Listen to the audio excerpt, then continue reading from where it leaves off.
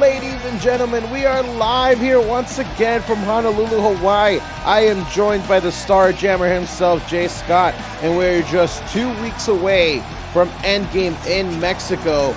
But here today, we've got Vindication for you. Jay, how are you feeling? I'm feeling absolutely fantastic. We've got a hell of a card, as we do every single week here in the CWL. But let me tell you, I am on the edge of my seat, because Endgame, as you said, is just around the corner. Biggest show of the year, and let me tell you, I could not be more excited. And starting it off, we have two of the greatest athletes on Vindication going head-to-head, Harris and Max Shearman. These are two men who have their eyes, some people have been saying, I've been hearing from my people, the streets have been whispering to me, I've been hearing that these men may want a part of the soon-to-be-renamed Alexander Battle Royal as a part of Endgame. Well, that would definitely be an interesting development. We know Harris main evented Endgame last year, so he needs to get on the card. The Redacted Battle Royal may actually be his last opportunity to do so.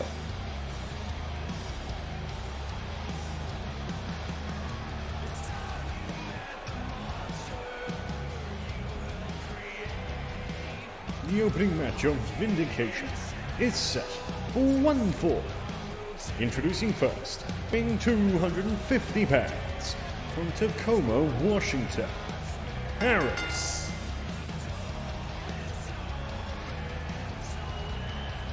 Well, here he comes, a former Vindication champion in his own right, actually winning that championship last year at Endgame, but things kind of seem to go back to the way Harris knew them before last season this year, having won, I don't believe, any championships this year, unfortunately, Jay. Well, that is because he decided to go head-to-head against some of the toughest athletes that I have chosen here on Vindication in the forms of Michael Young and Pistolero. But there is no doubt about it, Harris is one of the greatest athletes, not just in CWL, but perhaps in all of professional wrestling history, and he wants a win at Endgame, and that may very well come in the form of the Alexander Battle Royal. It's not the Alexander Battle Royal yet, Jay. Or at least it will be. It's just a matter of time. Regardless, I don't know how you're so sure that that's going to happen, because we don't even know the full field yet. Harris here wants to make a statement, and definitely finding somebody like the former two-time YouTube champion Max Shearman is definitely the way to do it.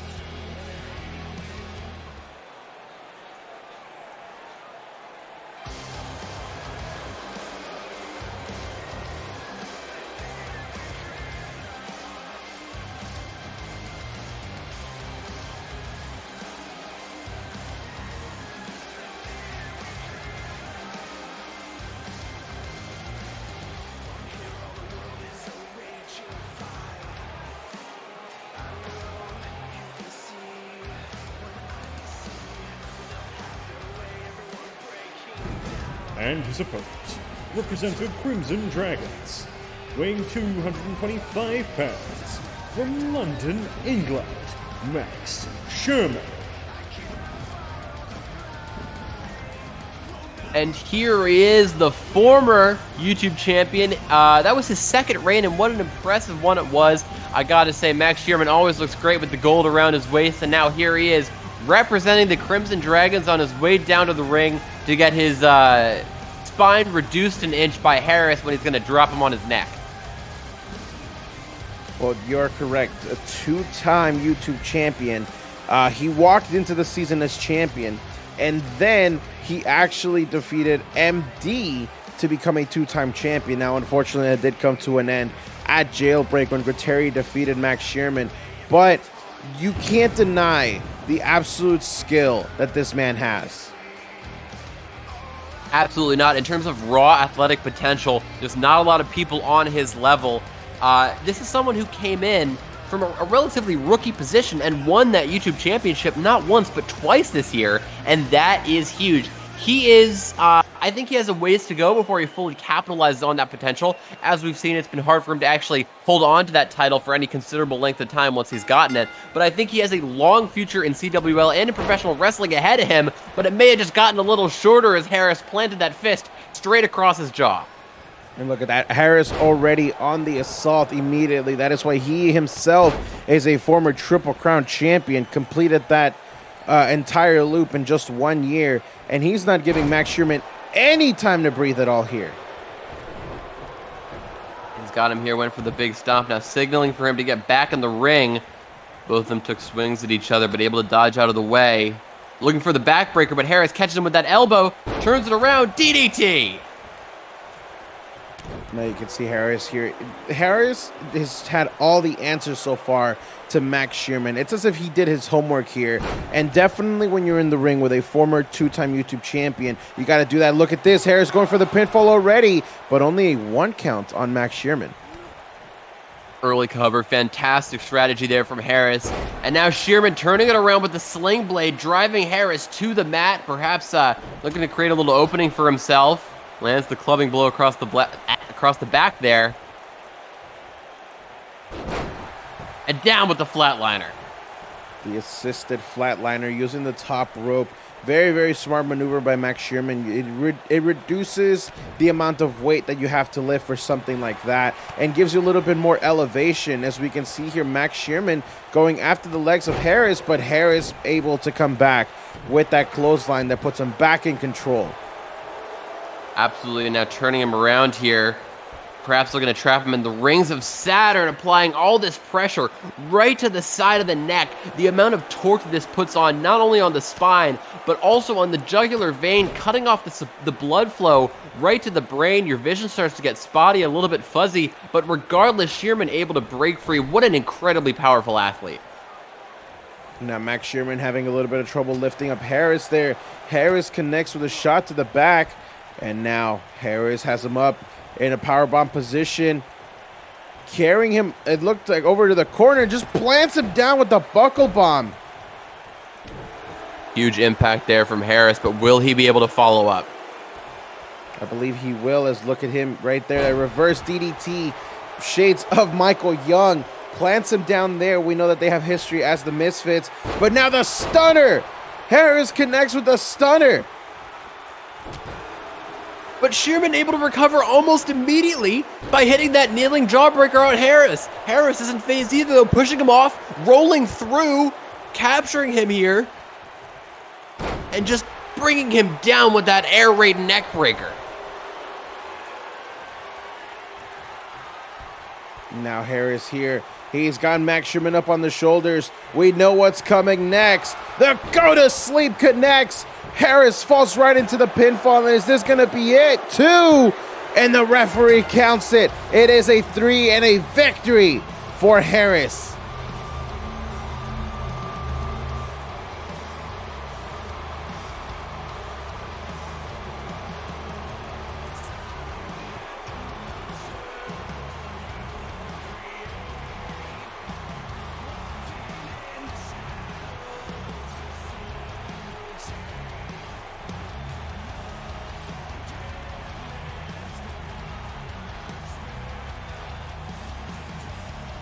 The winner of the match, Harris. There were so many incredibly impactful moves in this match, but it was the veteran experience of Harris that was able to triumph over the raw athletic potential here of Max Sherman. What a victory for Harris, and perhaps sending a little message to all his would-be competitors at Endgame. We know that we're allegedly going to be hearing from Alexander on Nemesis about what who's going to be in the battle royal, and you can imagine that Harris just made his case in becoming a contender in that matchup.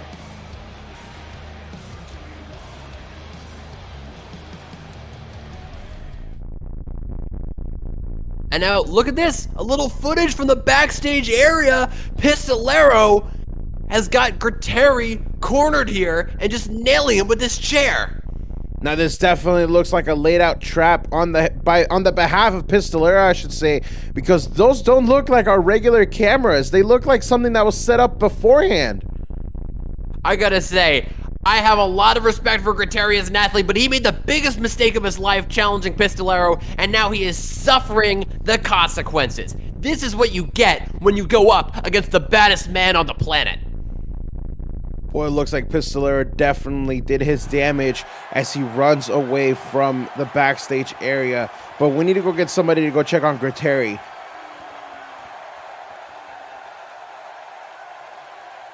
He's gonna, look, he took a huge beating there. He might even not be able to compete at Endgame, who knows? But up next, we've got Lucas Button and Austin Wolf, two able-bodied competitors who have avoided making stupid challenges that might get them injured.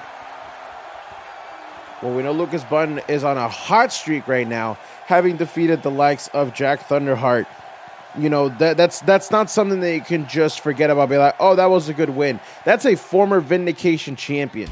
And now he's facing off against one half of, I mean, he's the friend of the current Vindication champion.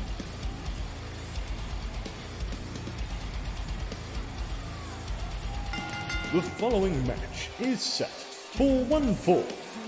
Introducing first, Lucas Button.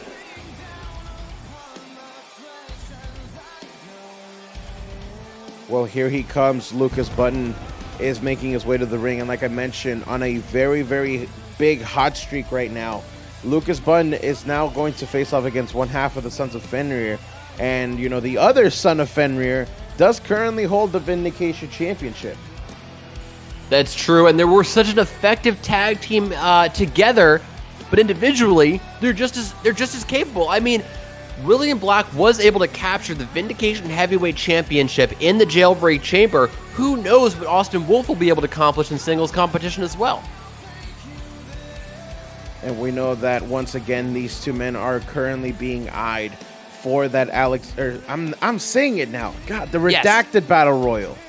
No, you had it right the first time. It will be the Alexander Battle Royal, because no matter which of these men goes on to compete in it, they will get thrown over the top rope by the former General Nemesis, the current redeemer of the redacted Battle Royal, Alexander himself.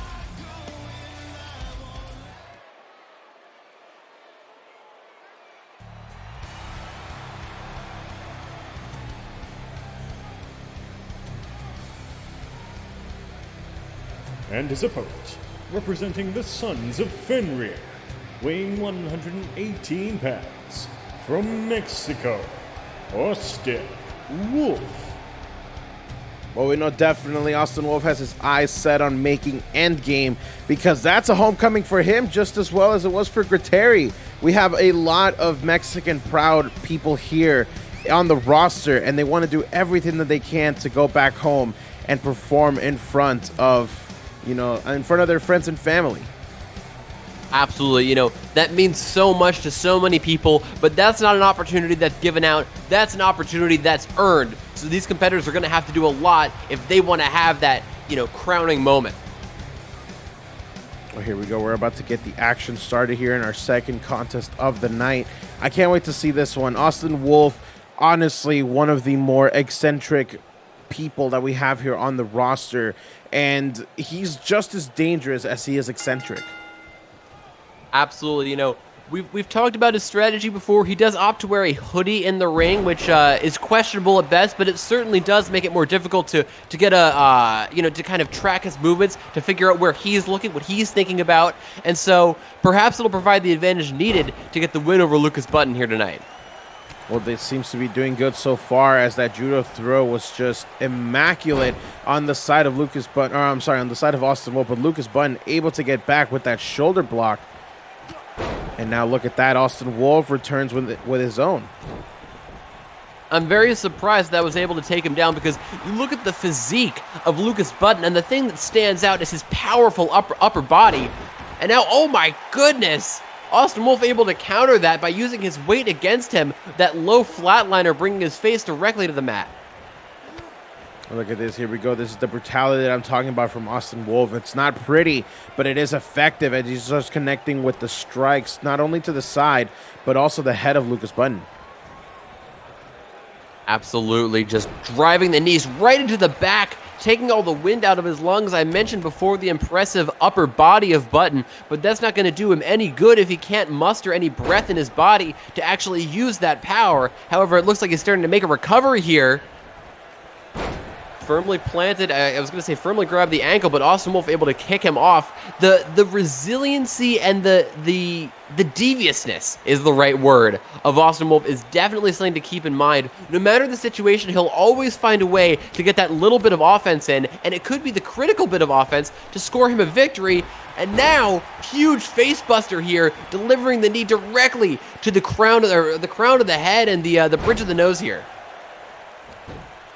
And now Austin Wolf trying to slow the pace down just a little bit here with this rear naked chokehold, as the referee is right on top, making sure that Lucas Button is not actually getting choked out. That is against the rules, as now Lucas Button gets back to his feet. Putting a lot of pressure, or trying to put a lot of pressure on the trachea and the larynx, but it looks like Button was able to put some neck pressure of his own. What a neck breaker, though, from Wolf, able to fire right back. Now Austin Wolf once again going to the ropes, and look at that.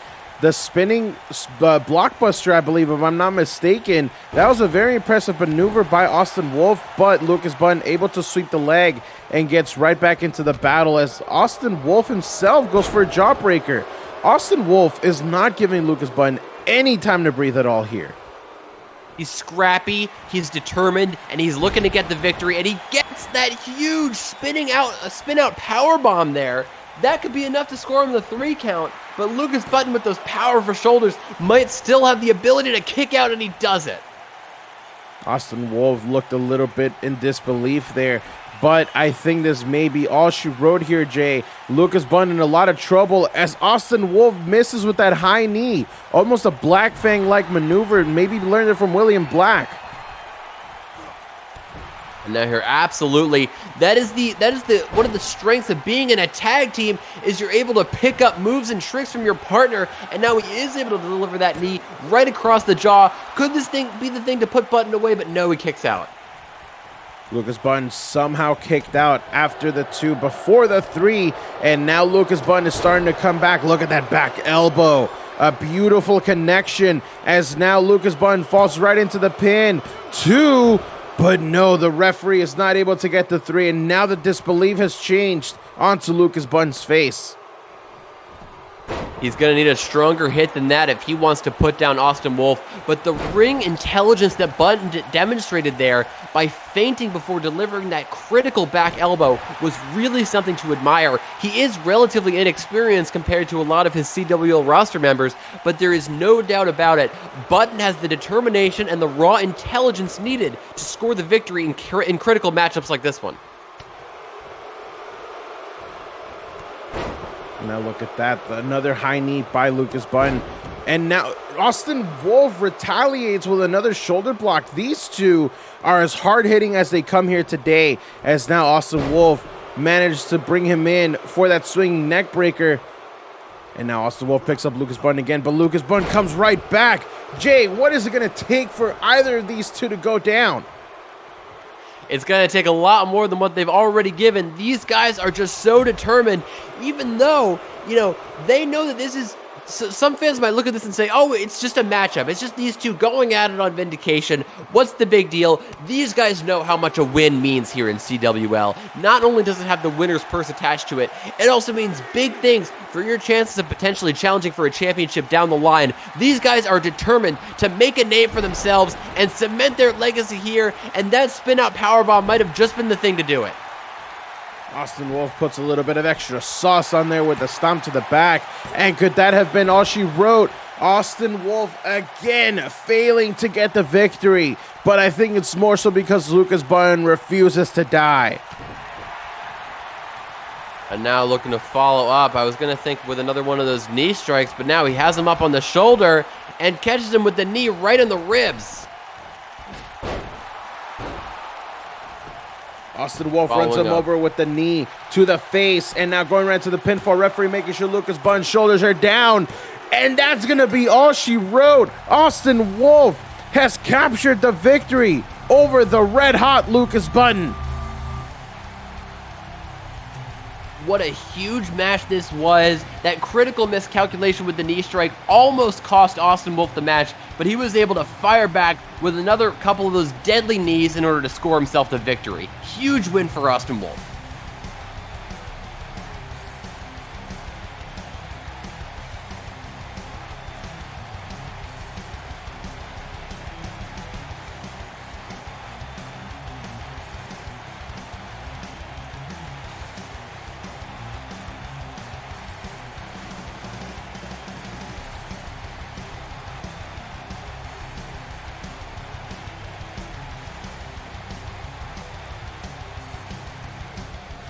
The winner of the match, Austin Wolf.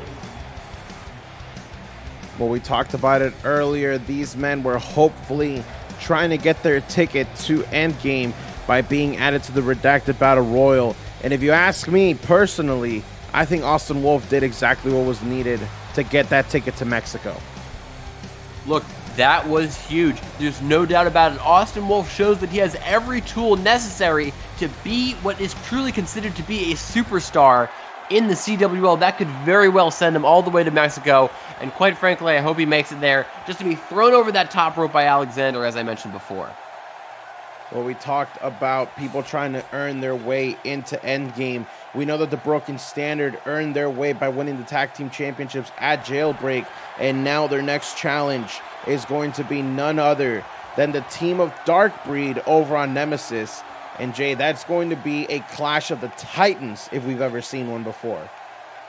Absolutely. You know, the gold is very securely around the waist of the Broken Standard at this point. They are going to have to do a lot, though, to hold on to it when facing off against the Dark Breed.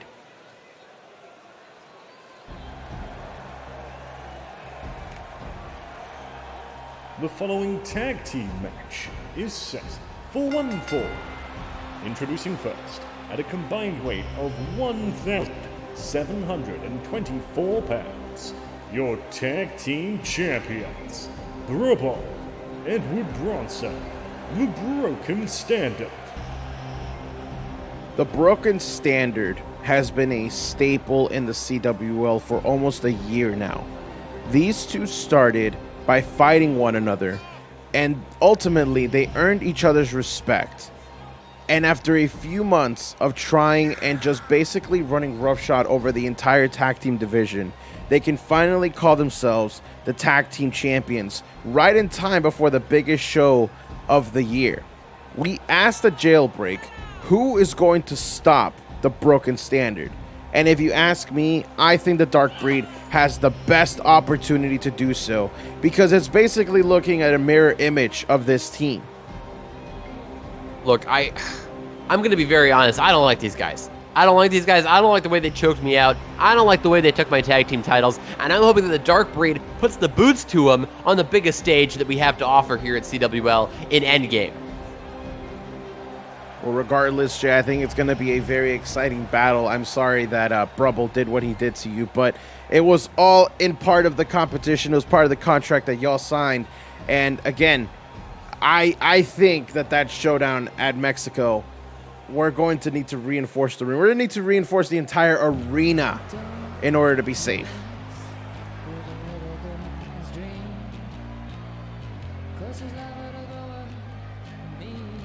And their opponents, at a combined weight of 655 pounds, Kaz, the Mad, Flapjack Carter, the Fabulous, Furious, Freaks. I'm not trying to discredit this team at all whatsoever, but Jay, completely impartial view, what do you think that the Fabulous Furious Freaks bring to the table that the Broken Standard hasn't already seen before?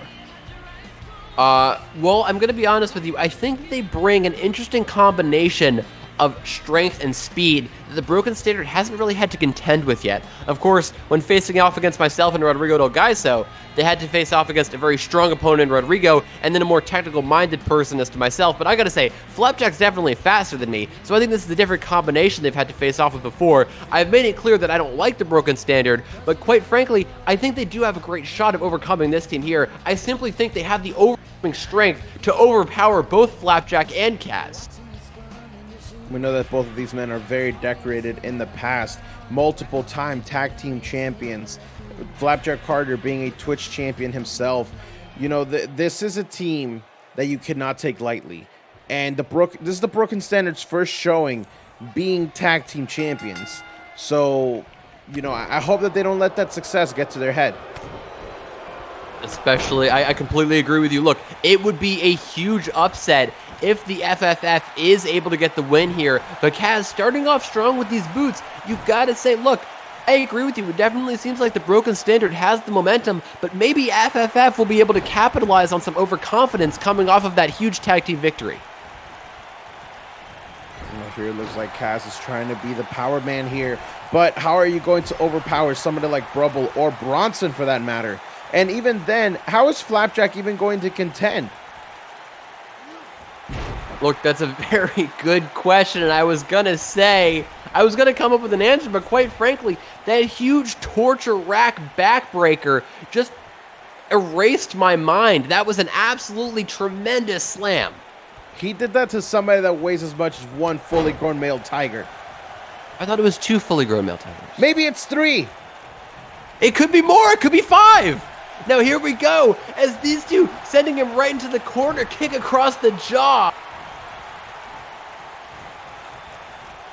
And now I'm surprised that Flapjack's been able to take him over and keep him in this hold. And now maybe sensing that he was losing control, went for the snapmare and drove the elbow right into the top of the head.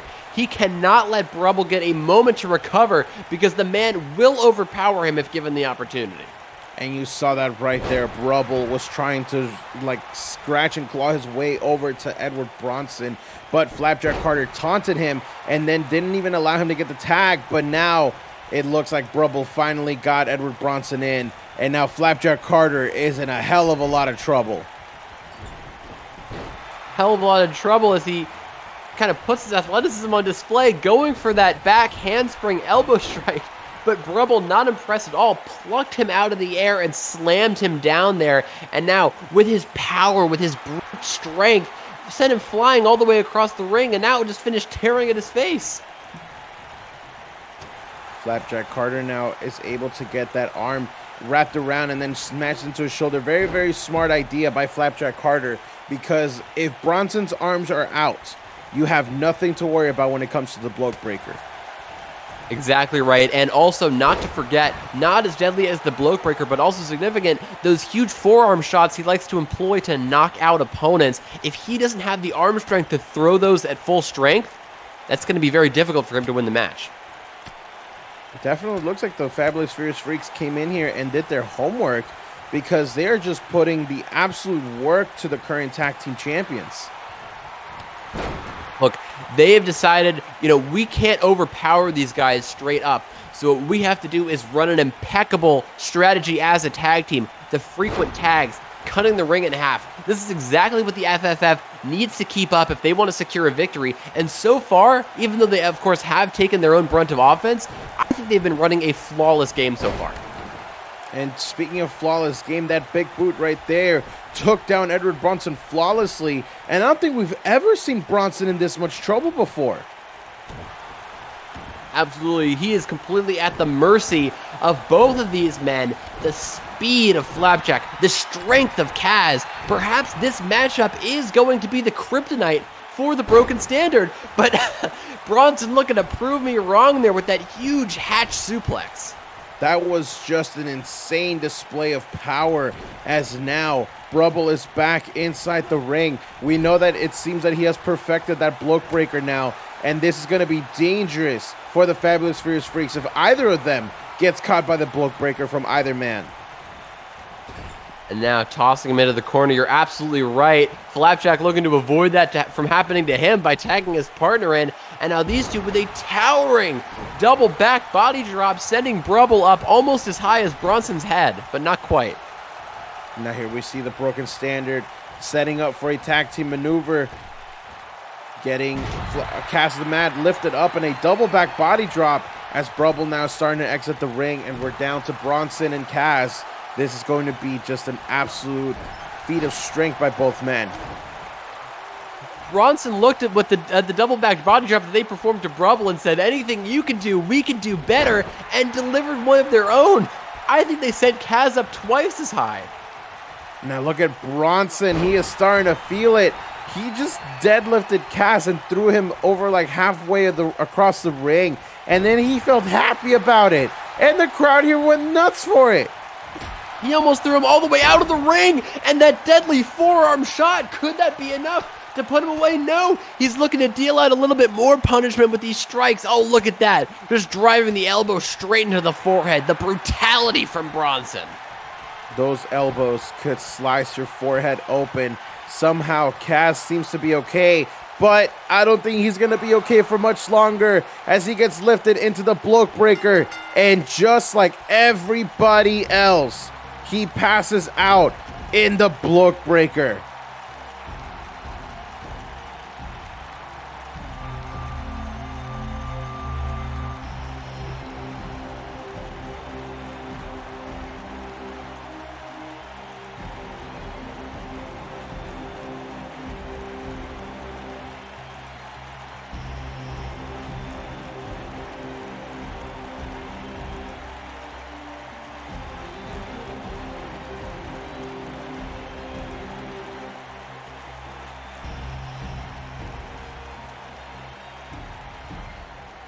The winners of the match, Brubble, Edward Bronson, the Broken Standard. And now the tag team champions are looking ahead towards the Dark Breed, Tora Khan and Samuel Black from Nemesis. We are going to see that happen at Endgame. Jay, honestly, I know you said Dark Breed earlier, but after this performance, do you think the same? Look, I don't know if anyone can stop these guys. They're titans of muscle, and now they have that gold wrapped around their waists. We may be looking at these two as champions for a long, long time. Well, speaking of long time, we know Rox won that Vindication Women's Championship at last year's Endgame, practically held it for the entire year outside of that 2 months that Olivia Mistral had the championship. But Rox was synonymous with the Vindication Women's Championship this whole year. And now just 2 weeks to go to Endgame, and it looks like she's not even going to be on the card. Look, that has got to be extremely difficult for her to grapple with, but in terms of grappling, she's going to even have a tougher contest here against Danielle Wright.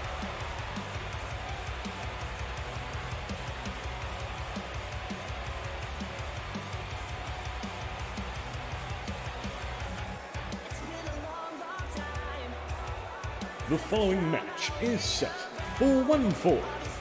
Introducing first, representing the fabulous Furious Freaks, weighing in at 275 pounds, from Buffalo, New York, the monster known as Rox.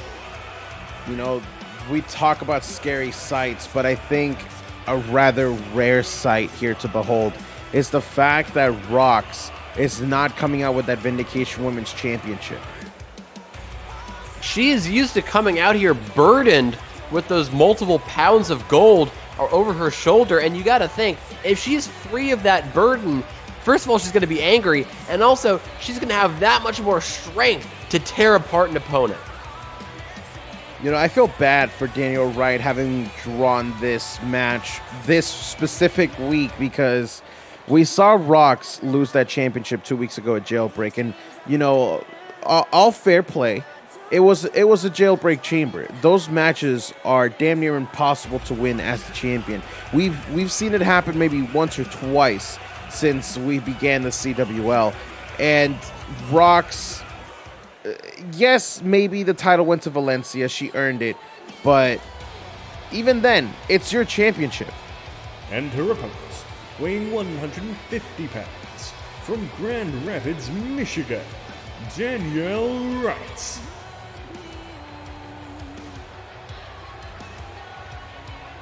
And Danielle Wright, look, it's looking like it's going to be a little bit of a hopeless mission here as she walks her way down to the ring, but you gotta credit her tenacity. She is walking here with no fear. She is looking to tap out Rox, even if it's a seemingly impossible task.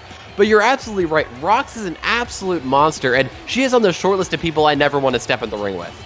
I think you misread the jacket there, Jay. It doesn't say no fear. It says no mercy. She has no fear walking down to the ring, and she's going to show Rox no mercy when she locks in that no mercy. How appropriate. And gets her that tap out, or at least is what she's hoping to do. It's going to be quite another thing entirely to actually get the Titan, Rox herself, all the way to the mat to get that hold in the first place. Well, the first lockup right here, you can see the strength from Rox already, just pushing away Danielle Wright. And now just planting her down with a spine buster. I told you that she was mad. I told you that she was pissed off. That was really incredible. Danielle Wright went for the kick, and Rox was able to hook it to immediately hoist her up for that spine buster. The speed and quick thinking shown from Rox there is really, really impressive. And now just tossing Danielle Wright and getting her throat caught on that top rope. Now we see Danielle Wright just swinging to the back of Rox, taking the fight to the outside. I don't know how smart this is. I think the outside environment definitely favors Rox a lot more than it does Danielle Wright. It's certainly possible, but you have to remember Danielle Wright is as crafty as they come. She is not just a tremendous grappler, she's also extremely quick-witted and very, very smart. Oh, we can see Rox right there. Rox. I was going to say, not quite smart enough to avoid getting dragged out of the ring by Rox and tossed onto the pads. And look at that, another spine buster right on the outside. That, oh my God, I felt that all the way over here, Jay. Let me tell you what, when you receive a spine buster like that, it just feels like electric shocks going up and down your back. The tips of your fingers and toes start to get numb, your hands kind of feel a little buzzy, and your vision goes all wonky. The fact that Danielle Wright is even standing right now is extremely impressive, but Rox is not done on the outside, dragging her once again into this hell pit that she's created. And they do have until the 20 count to try and get back in the ring. And it looks like Rox has finally given up on her quest to keep the fight on the outside. And look at that. She just literally drove Danielle Wright neck first with that back suplex. And she goes right into the pinfall 1. But Danielle Wright somehow kicks out even before the 2. I was going to say folding her in half, but she did more than that. She folded her into quarters. That was an atrocious back suplex, and immediately following up by dropping the leg across the arm. Incredibly intelligent considering how reliant Danielle Wright is on those arms to get in holds like the No Mercy. But Rox, oh my God, nailing the falling Rox. And this could be all she wrote here. I think Rox may be calling for the end as she flips over Danielle Wright. But instead of going for the pinfall, she just continues to attack, as now Rox could be setting up for something huge here. Are we about to see the hard Rox? The torque and the velocity that she achieves with that hard Rox spinning her across the ring. I thought that was the victory. I was selling that like the victory, but no. She was able to completely get the shoulder up. I'm so taken aback. I'm completely lost. And now Rox not even wasting any time to continue attacking Danielle Wright as she plants her down with another beautiful power bomb. And is that going to be it? But a 2 count, Danielle Wright barely able to get the shoulder up.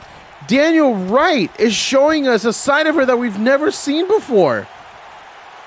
She's resilient, she's hardy, and it may be enough to get the victory here, but she has got a lot to overcome still in the form of Rox. She can't just, receive offense. She has to start dishing it out herself, and Rox shows no signs of slowing down.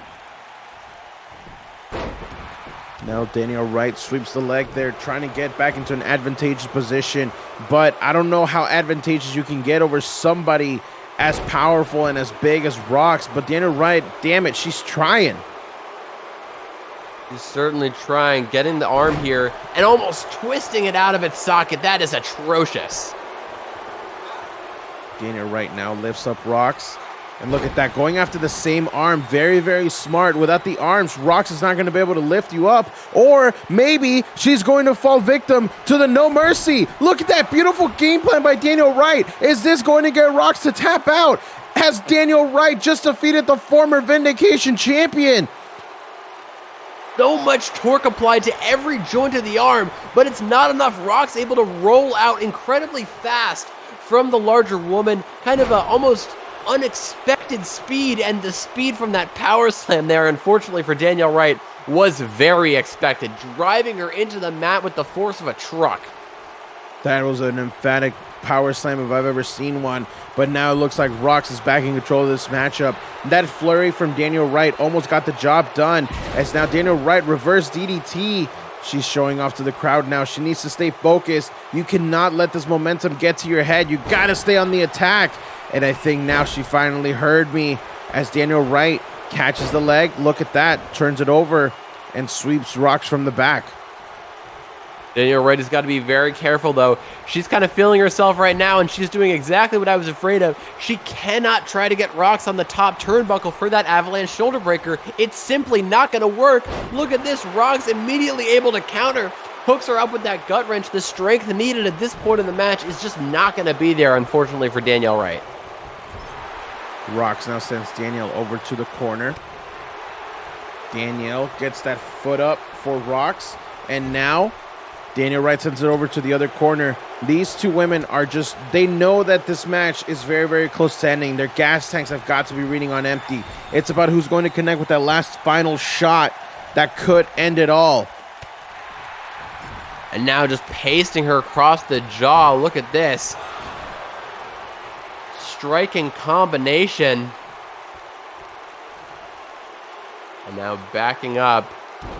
Huge drop kick across the apron there. Daniel Wright now going in for the pinfall. Could this have knocked out Rox once and for all?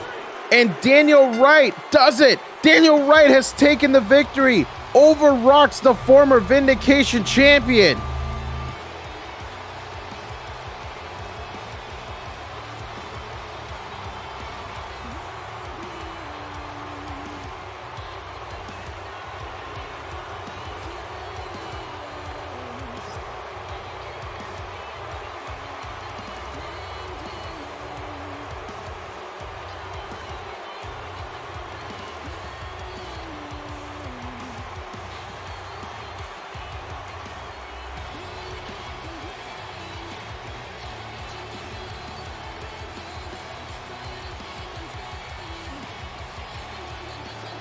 The winner of the match, Danielle Wright. And Danielle here celebrating this huge victory. Rox came in here with a full head of steam, and Danielle Wright was able to manipulate that momentum straight into a huge maneuver to secure the victory in this match. That was incredible. Oh wait, hold on. In the backstage area, we have got another brawl unfolding. Amber Arcade and Taylor Jones are going at it behind this ambulance here. You know, these two have been exchanging words back and forth constantly, and now we know that at 2 weeks they're going to be facing off at Endgame. And look at that slap from Amber Arcade. You can literally hear that through the camera. And now, just pasting her across the chest with that huge penalty kick. Amber Arcade seems to have gotten the edge here over Taylor Jones, but hold on, climbing to the top of the car. I don't know if this is a good idea. Leaping off it, what a crossbody on the concrete, oh my God! Amber Arcade has definitely sent a message there to Taylor Jones. She is not going to just lie down and take a loss here. She is ready to take the fight to Taylor Jones. But before we get to Endgame, we have one more fight here from William Black, the current Vindication champion, before he faces Istra Horror in what has now been confirmed to be a 2 out of 3 falls match. William Black is going to take on Dow Ranger here today.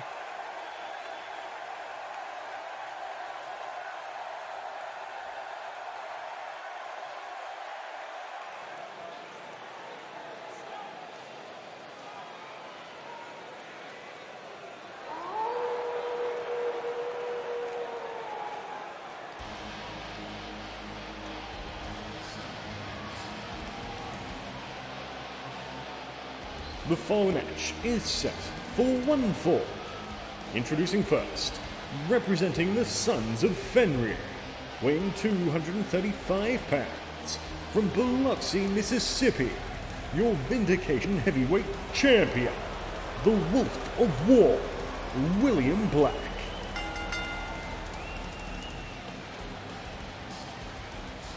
William Black, the Wolf of War, survived the jailbreak chamber and ended up with that gold wrapped around his waist.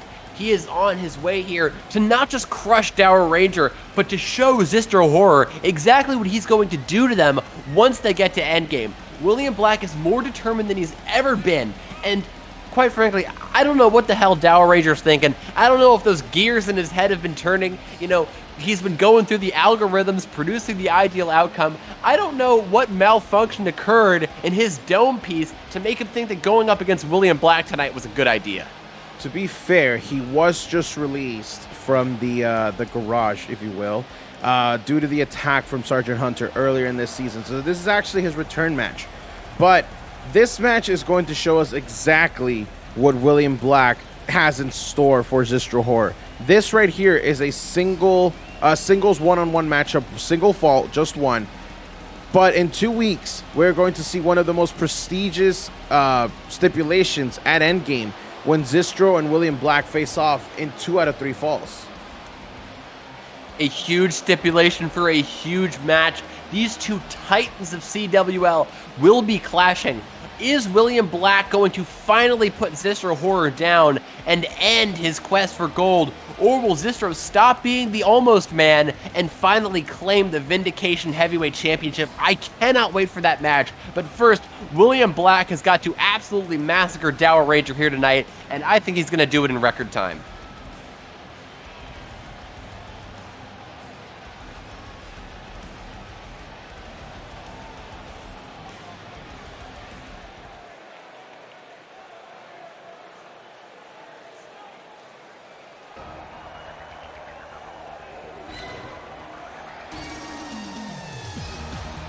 And his opponents, representing the GPU, the Dower Ranger. It's almost a shame how the GPU was, I should say, one of the most popular tag teams that we had here in the CWL to start. And their entire momentum got shut down by Sergeant Hunter, or I guess Sergeant Grotto, now that we know a little bit more about the story. Dower Ranger was put in the, I don't want to call it a hospital, but he was put in some sort of medical facility for robots here by Sergeant Grotto, and then the same thing happened to Ebac. So any momentum that the GPU had was completely stunted by that. But now Dower Ranger is trying to get back on the right foot as the bell has rung. He's got the Vindication Champion right in front of him. Yeah, well, he's done it against exactly the wrong opponent here, going up against William Black. Let me tell you, Dower Ranger's going to need another trip to the auto body shop after this match, and I intend to talk to him. I could offer him a great deal on, some Scott auto body work. We'll even wax his coat for free, but first he's got to survive William Black, and even that is a question mark. Is that business the same one run by Michael Young that helps SparkBot? It's affiliated, but in terms of ownership, we're still hashing that out with Michael Young. Of course, we had some business disagreements recently, but Dower Ranger bringing the boost here to William Black and hooking him up and just dropping him on the back of his neck module. And that looks like here William Black is just showcasing his skills to not only the Dower Ranger, but to the CWLUniverse. We know for a fact that William Black, again, will be defending that crown at Endgame in a 2 out of 3 falls matchup against Zistro Horror, and that match is going to be very, very intense, solely for the fact that Zistro Horror feels that that's his last opportunity to prove himself here in the CWL.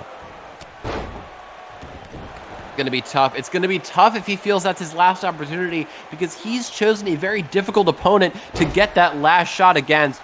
So he has got a lot of work remaining if he wants to score that win and score that championship.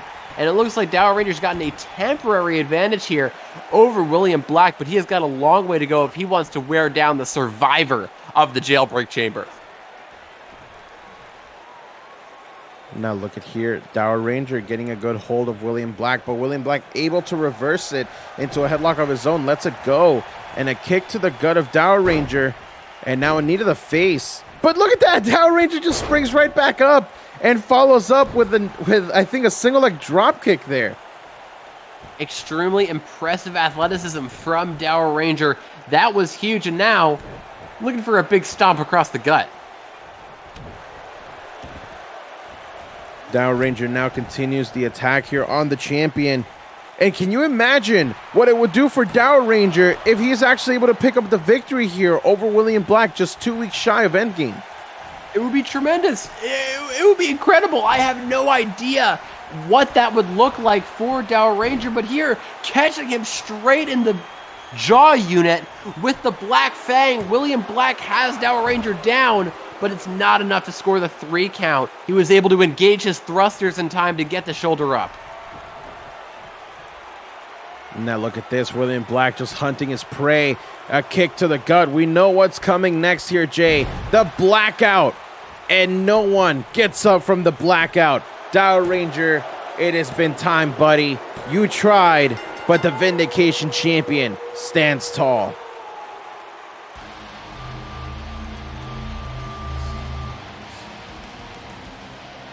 The winner of the match, the Wolf of War, William Black.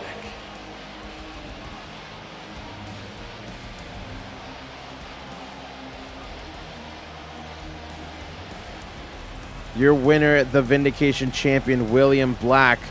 That was definitely a match there, as now Zistro Horror, that is what you got to look forward to in 2 weeks.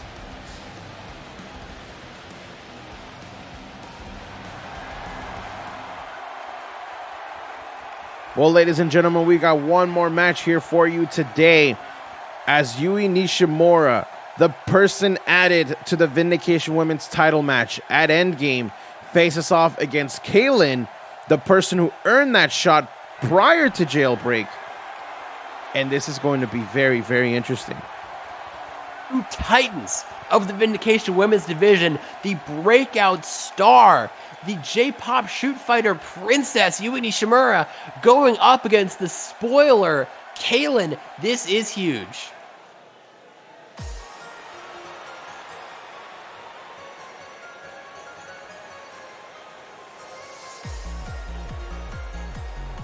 The main event of Vindication is set for 1 fall. Introducing first, representing Starjammer LLC, weighing 195 pounds, from Sapporo, Japan, Yuri Nishimura. The shoot fighter princess is making her way to the ring. And again, she herself earned her way into this matchup. I want to say by beating Valencia, but if you ask Ryan Porter, the story's a little bit different. Look, he's got his own agenda. He's got his own way of looking at things. Personally, I don't trust a damn thing Ryan Porter says. Yui Nishimura got into this triple threat match of her own merits because she's a tremendous athlete, an absolute colossus, if you will.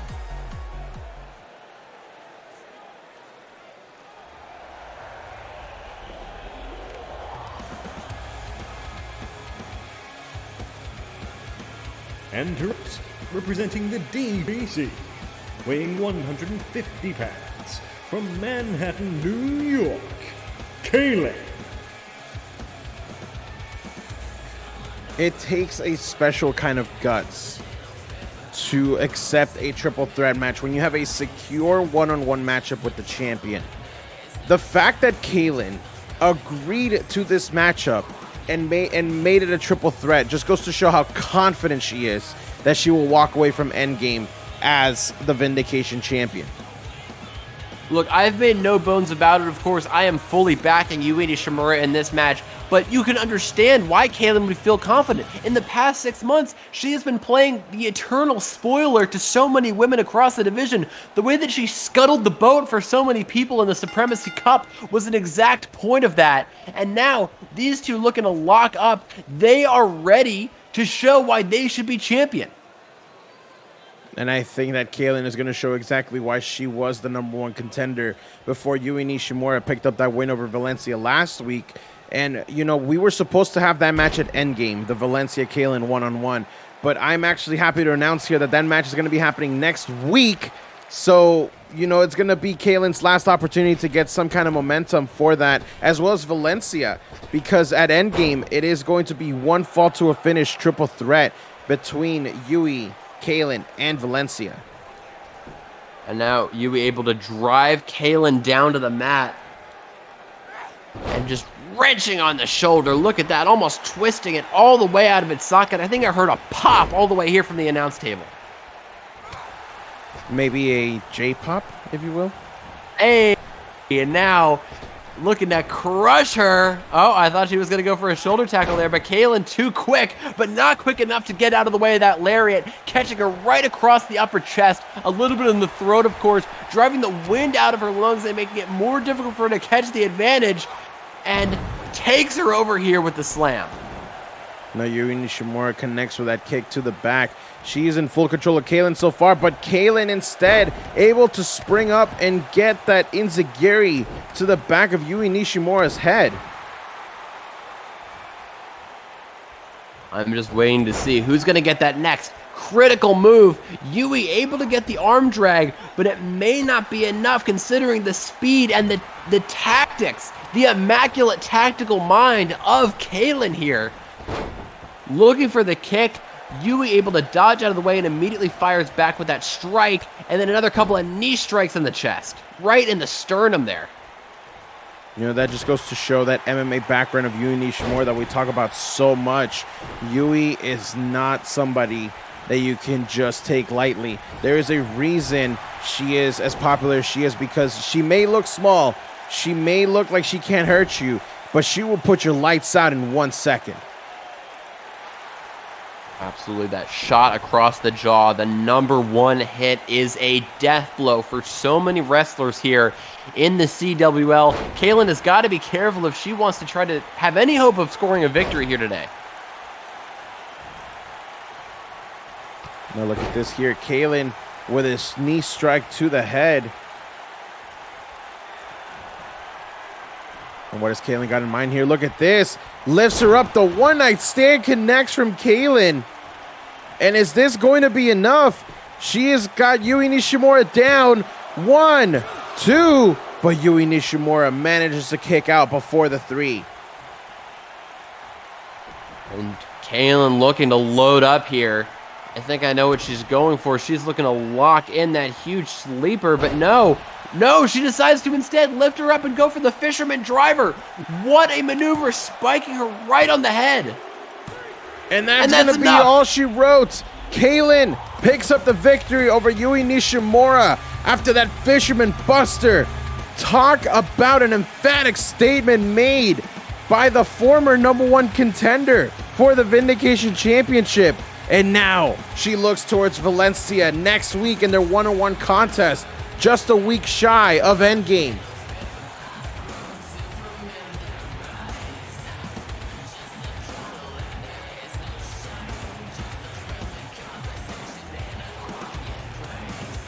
The winner of the main event, Kaylin. Kaylin with a tremendous win here over Yui Nishimura, and you know that this is the momentum that she wanted, just 1 week ahead of her match with the Vindication champion Valencia, because in 2 weeks at Endgame we are going to see these 3 women clash over that very championship.